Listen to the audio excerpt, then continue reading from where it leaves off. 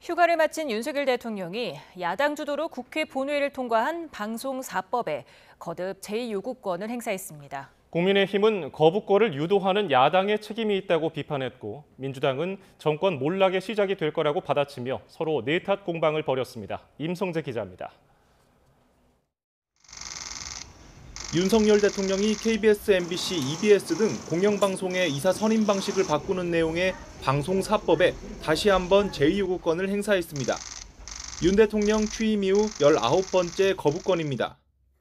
대통령실은 21대 국회에서 부결돼 이미 폐기됐던 방송 3법 개정안을 야당이 다시 강행 처리하면서 방통위법 개정안까지 더해 공익성을 더 훼손했고 수기도 없었다며 거부권 행사 배경을 밝혔습니다. 국민의힘 역시 윤 대통령이 다시 거부권을 제거하게 된 책임은 온전히 민주당에게 있다고 쏘아붙였습니다. 정부 여당 입장에선 도저히 받아들일 수 없는 법안을 다시 발의해 거부권을 유도하는 행태를 자꾸 되풀이하고 있다는 겁니다. 대통령의 거부권을 유도하는 듯한 행태로 계속해서 재발의하는 것에 대해 야당에서는 깊은 책임감을 느껴야 될 것으로 생각이 됩니다. 특히 민주당은 자신들 정권에선 법을 바꾸지 않고 자기들 입맛대로 공영방송 이사진을 구성하지 않았느냐고 반문했습니다.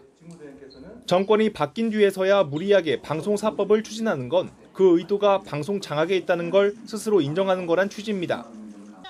민주당은 그러나 방송 장악을 위한 거부권 행사는 정권 몰락의 시작이 될 거라며 공세 수위를 끌어올렸습니다.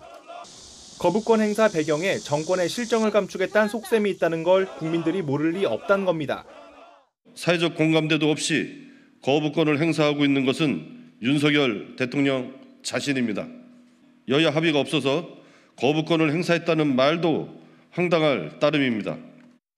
국민 여론과 반대로 가며 민주화 이후 최다 거부권 행사 신기록을 경신한 건 헌법 위에 군림하겠다는 것과 다름없다고도 꼬집었습니다. 민주당은 일단 방송 4법이 재표결 뒤 폐기된다고 해도 재발의에 나서겠다는 방침입니다. 대통령 제2요구권 행사 이후 본회의 재표결과 법안 재발의가 반복될 것으로 예상되면서 8월 국회에서 여야가 처리를 공언한 무쟁점 민생법안까지 영향을 받는 것 아니냐는 우려도 나옵니다.